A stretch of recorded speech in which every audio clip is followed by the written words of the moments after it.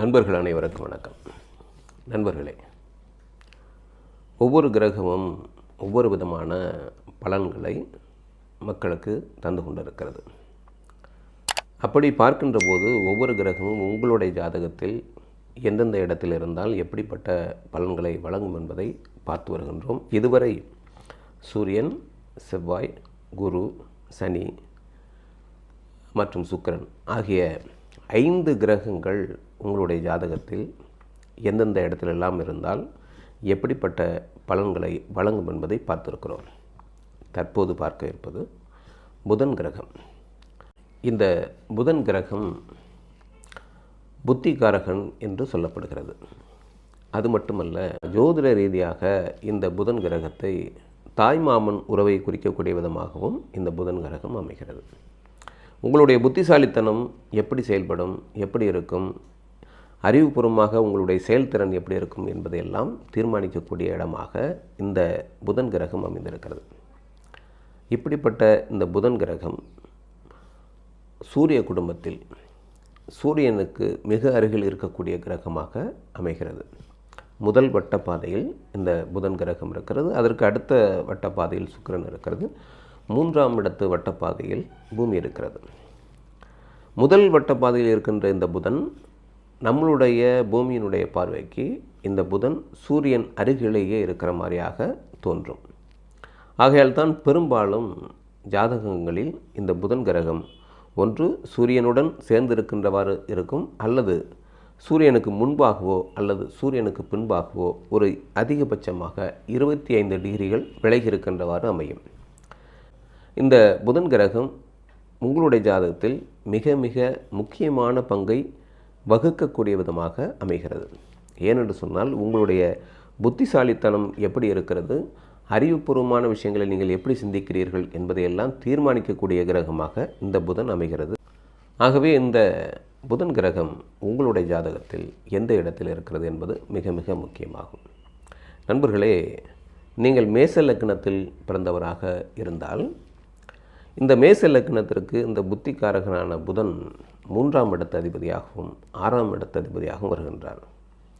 மேச லக்னத்தில் பிறந்துள்ள உங்களுக்கு இந்த புதன் லக்னத்திலேயே அமைந்திருந்தால் ஒரு மறைமுகமான எதிரியும் ஒரு நேரடியான எதிரியும் உங்களுடைய லக்னத்திலே இருப்பது சிறப்பானது அல்ல.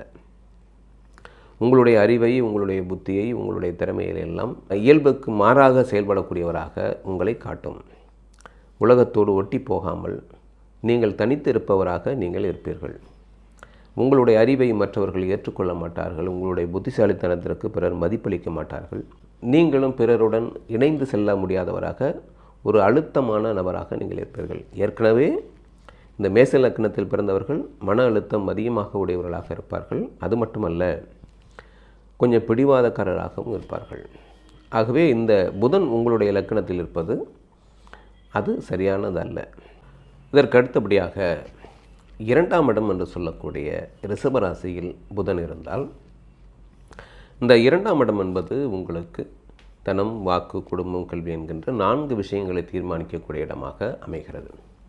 இந்த இடத்தில் 3ஆம் இடத்து அதிபதியான 6ஆம் இடத்து அதிபதியான புதன் இருப்பது சிறப்பென்றே கூறலாம். உங்களுடைய மறைமுகமான எதிரிகள் அல்லது உங்களுடைய நேரடியான எதிரிகள் உங்களுடைய குடும்பத்தில் இருந்தாலும் அவர்கள் உங்களுக்கு வரவை தரக்கூடிய விதமாக அமையக்கூடிய விதமாக இருக்கிறது. ஆகவே இந்த புதன் கிரகம் உங்களுடைய ஜாதகத்தில் 2ஆம் இடத்தில் இருப்பது சிறப்பென்று கூறலாம். இதற்கு அடுத்தபடியாக சொல்லக்கூடிய இடமாக இந்த 3ஆம் இடம் அமைகிறது. 3ஆம் இடம் என்பது மேச லக்னத்திற்கு மிதுன ராசியாக அமைகிறது. இந்த இடத்தில் புதன் இருப்பது ஆட்சி என்கின்ற நிலையில் இருக்கிறது. ஆகவே உங்களுடைய மறைமுகமான ஒரு எதிரி அல்லது ஒரு நேரடியான எதிரி வலிமை பெற்று இருக்கிறார் என்று அர்த்தமாகும். ஆகவே உங்களுக்கு இளைய சகோதரம் இருந்தால் அவர்களுடன் நீங்கள் இணக்கமாக செல்ல முடியாத சூழ்நிலை ஏற்படும். அவர் மிகுந்த புத்திசாலித்தனமாக செயல்படக்கூடியவராக இருப்பார். அவர் உங்களுடைய வாழ்க்கையில் எல்லாம் பிரச்சனைகளை தரக்கூடிய விதமாக அமையக்கூடியவராகவே பெரும்பாலும் இருப்பார். 2 நிலை உடையவராக இருப்பார். அவர்களை நல்லவர்கள் என்றும் உங்களால் ஏற்றுக்கொள்ள முடியாது, அல்லது கெட்டவர்கள் என்றும் சொல்லிவிட முடியாது. 2 நிலையில் இருக்கக்கூடியவராகவே பெரும்பாலும் இருப்பார். 3ஆம் இடத்தில் புதன் இருப்பது மேச லக்னத்திற்கு அவ்வளவு நல்லதல்ல. இதற்கு அடுத்தபடியாக புதன் கிரகம் 4ஆம் இடம் என்று சொல்லக்கூடிய கடக ராசியில் இருந்தால் மேச லக்னத்திற்கு இந்த 4ஆம் இடம் என்பது ஒரு யோகாதிபதியினுடைய வீடாக அமைகிறது. இந்த இடத்தினுடைய அதிபதி சந்திரனாக அமைகிறது. அது மட்டுமல்ல, மேச லக்னத்தில் பிறந்துள்ளவங்களுக்கு முதல் கேந்திர ஸ்தானமாக இந்த கடகராசி அமைகிறது. ஆகவே இந்த இடத்தில் புதன் இருப்பது உங்களுக்கு சிறப்பென்றே கூறலாம். வீடு நில வாகன யோகங்களை எல்லாம் தரக்கூடியவர்கள் உங்களுடைய மறைமுகமான எதிரியாகவும் நேரடியான எதிரியாகவும் இருக்கக்கூடியவர்களே உங்களுக்கு இந்த வசதி வாய்ப்புகள் எல்லாம் ஏற்படுத்தக்கூடியவர்களாக இருப்பார்கள். ஆகவே மேச லக்னத்தை பொறுத்தவரை இந்த 4ஆம் இடத்தில் உங்களுடைய ஜாதகத்தில் புதன் இருப்பது மிக மிக சிறப்பென்றே கூறலாம். இதற்கு அடுத்தபடியாக 5ஆம் இடம் என்று சொல்லக்கூடிய சிம்ம ராசியில் உங்களுடைய ஜாதகத்தில் புதன் இருந்தால் மேச லக்னத்தை பொறுத்தவரை இந்த 5ஆம் இடம் என்று சொல்லக்கூடிய சூரியனுடைய ஆட்சி வீடாக இருக்கின்ற இந்த சிம்ம ராசி கூட மற்றொரு யோகாதிபதியினுடைய வீடாக அமைகிறது. ஆகவே இந்த இடத்தில் புதன் இருப்பது மற்றொரு சிறப்பு என்றே கூறலாம். அது மட்டுமல்ல, இது முதல் திரிகோண வீடாகவும் உங்களுக்கு அமைகிறது. தந்தையை குறிப்பிடக்கூடிய இடம் திரிகோணமாகவும் தாயை குறிப்பிடக்கூடிய இடம் சந்திரனுடைய ஆட்சி வீடாகவும் அமைகிறது. இது மேச லக்னத்தை பொறுத்தவரை இதில் புதன் இருப்பது மிக மிக சிறப்பென்றே கூறலாம். இதற்கு அடுத்தபடியாக 6ஆம் இடம் என்று சொல்லக்கூடிய கன்னி ராசியில் புதன் இருந்தால் இது மிக மிக உங்களுக்கு சிரமத்தை தரக்கூடிய இடமாக இந்த இடம் அமைந்து விடுகிறது. 6ஆம் இடத்தில் புதன் ஆட்சி உச்சம் என்கின்ற 2 நிலையை பெற்றுவிடுகிறது. ஆகவே உங்களுடைய புத்திசாலித்தனம் அறிவுபூர்வமான விஷயங்கள் எல்லாம் மற்றவர்களுக்கு மிகுந்த பகையை ஏற்படுத்தக்கூடிய வகையிலே உங்களுடைய செயல்பாடுகள் இருக்கும். ஆகவே இந்த 6ஆம் இடத்தில் புதன் இருப்பவர்கள் சற்று எச்சரிக்கையாக நீங்கள் இருக்க வேண்டும். ஏனென்று சொன்னால் மிகுந்த புத்திசாலித்தனம் உடைய நேரடியான எதிரிகள் உங்களுக்கு பலவிதமான தொல்லைகளை தரக்கூடியவர்களாக மாறிவிடுவார்கள். அது மட்டுமல்ல, உங்களுடைய மறைமுகமான எதிரியாகவும் இதே புதன் அமைந்து விடுகின்ற காரணத்தினால் இந்த 6ஆம் இடத்தில் புதன் இருப்பவர்கள் சற்று எச்சரிக்கையாக எப்பொழுதும் இருக்க வேண்டும். எதிரிகளை பற்றியான விஷயங்களில் நீங்கள் மிகுந்த கவனம் செலுத்த வேண்டும். இல்லை என்று சொன்னால் எதிரிகளால் நீங்கள் வீழ்த்தப்படுவீர்கள் அல்லது உங்களுக்கு பெரிய பொருள் சேதத்தை தரக்கூடிய விதமாக அமைந்துவிடும் என்பதை கவனத்தில் எடுத்துக்கொள்ளுங்கள். 6ஆம் இடத்தில் புதன் ஆட்சி உச்சம் பெறுவது மேச லக்னத்தை பொறுத்தவரை அவ்வளவு சிறப்பானதல்ல. ஆகவே இந்த 6ஆம் இடத்தில் புதன் இருப்பவர்கள் கொஞ்சம் சிந்தித்து செயலாற்ற வேண்டியது மிக மிக அவசியமாகும். இதற்கு அடுத்தபடியாக 7ஆம் இடம் என்று சொல்லக்கூடிய துலாம் ராசியில் புதன் இருந்தால் இந்த 7ஆம் இடம் என்பது உங்களை பொறுத்தவரை மற்றொரு கேந்திரஸ்தான வீடாக அமைகிறது. அது மட்டுமல்ல, உங்களுடைய வாழ்க்கை துணையை குறிக்கக்கூடிய இடமாகவும் இந்த 7ஆம் இடம் அமைகிறது. உங்களுடைய தொழில் ரீதியான பங்குதாரரை குறிப்பிடக்கூடிய இடமாகவும் இந்த 7ஆம் இடம் அமைகிறது.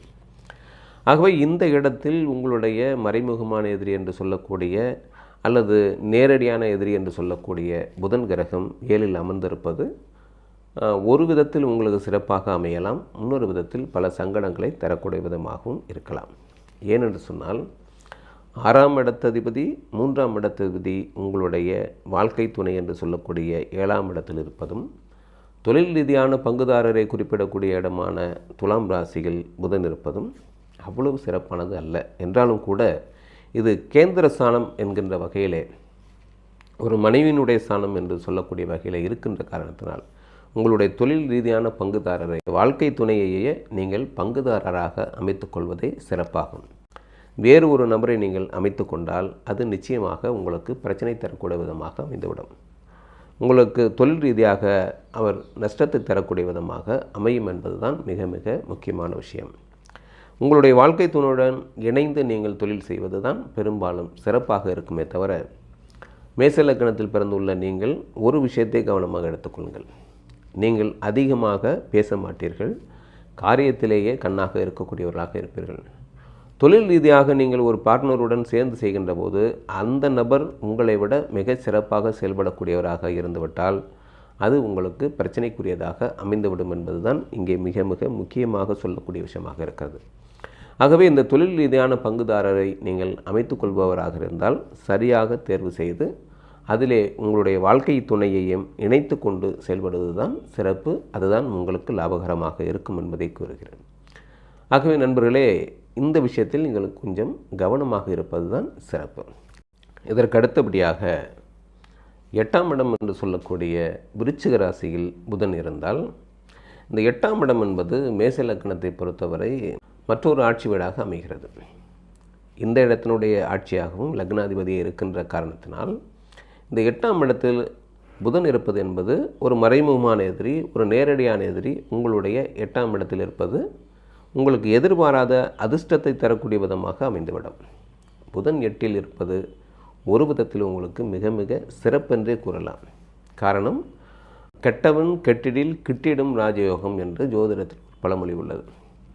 ஆகவே ஒரு கெட்டவன் ஒரு கெட்டுப்போன இடத்துக்கு செல்கிறான் என்று சொன்னால் அது உங்களுக்கு உங்களுடைய ஜாதகத்திற்கு வலிமை சேர்க்கும் விதமாக அமைந்து விடுகிறது. ஆனால் இதில் ஒரு சிக்கல் என்னவென்று சொன்னால், இந்த புதன் என்பவன் புத்திக்காரகன் என்று சொல்கின்ற காரணத்தினால் நீங்கள் திடீரென்று எதிர்பாராத சில விளைவுகளை செய்யக்கூடியவராக ஆகிவிடுவீர்கள். அது சில நேரத்தில் உங்களுக்கு பாசிட்டிவாக அமையும், சில நேரத்தில் நெகட்டிவாக அமையக்கூடிய விதமாக அமைந்துவிடும் என்பதை மட்டும் நீங்கள் கவனத்தில் எடுத்துக்கொள்ள வேண்டும். ஆகவே திடீரென்று ஏதாவது ஒரு காரியத்தை நீங்கள் செய்கிறீர்கள் என்று சொன்னால் சரியாக சிந்தித்து செயல்படுவதுதான் சிறப்பு. உங்களுக்கு ஒரு நல்ல காலங்கள் நடந்து கொண்டு இருக்கிறது என்று சொன்னால் அது அதிர்ஷ்டமாக மாறிவிடும்.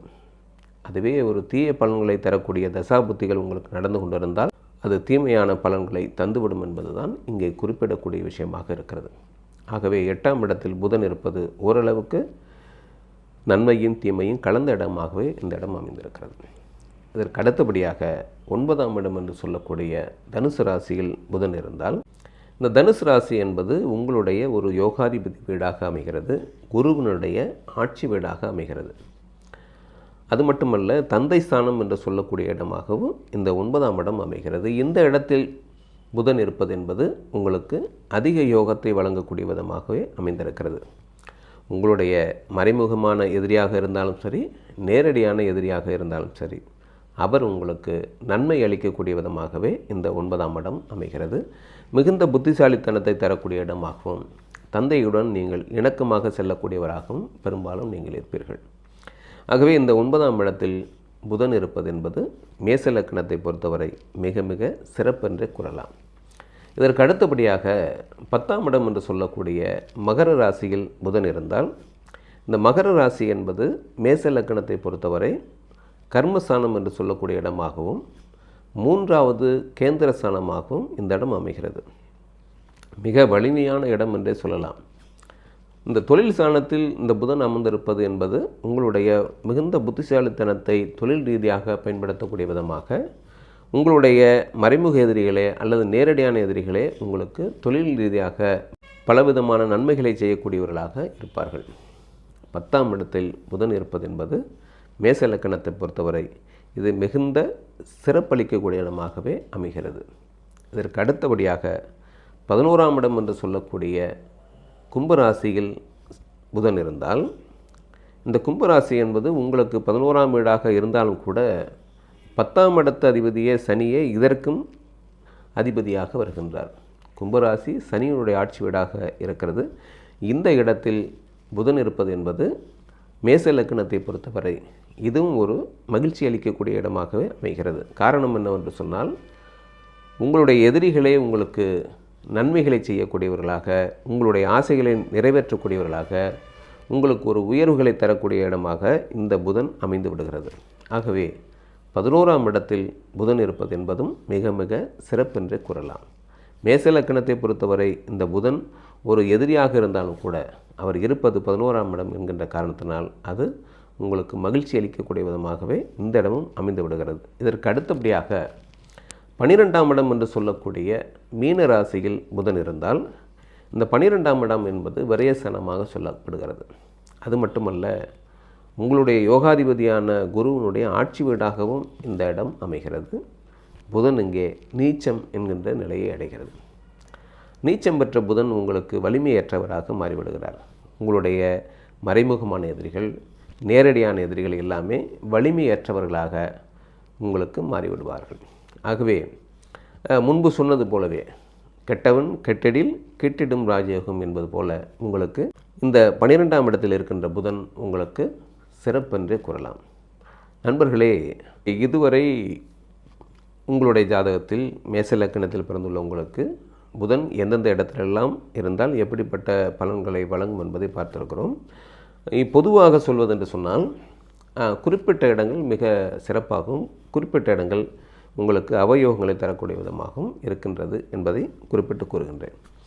1ஆம் இடம், 2ஆம் இடம் மற்றும் 4ஆம் இடம், 5ஆம் இடம், 7ஆம் இடம், 9ஆம் இடம், 10ஆம் இடம், 11ஆம் இடம், இந்த இடத்திலெல்லாம் புதன் இருந்தால் உங்களுக்கு நல்ல பலன்களை வழங்கக்கூடிய விதமாக அமையும். அதேபோன்று இந்த புதன் கிரகம் 3ஆம் இடம், 6ஆம் இடம், 8ஆம் இடம் மற்றும் 12ஆம் இடம் ஆகிய இந்த 4 வீடுகளில் இருந்தால் உங்களுக்கு அவயோகமான பலன்களை தரக்கூடிய விதமாக அமையும். சிறப்பாக இருக்காது. உங்களுடைய அறிவை குறைக்கின்ற வகையிலே, உங்களுடைய புத்திசாலித்தனத்தை தடுமாறச் செய்யக்கூடிய வகையிலே இந்த புதன் அமைந்துவிடும்.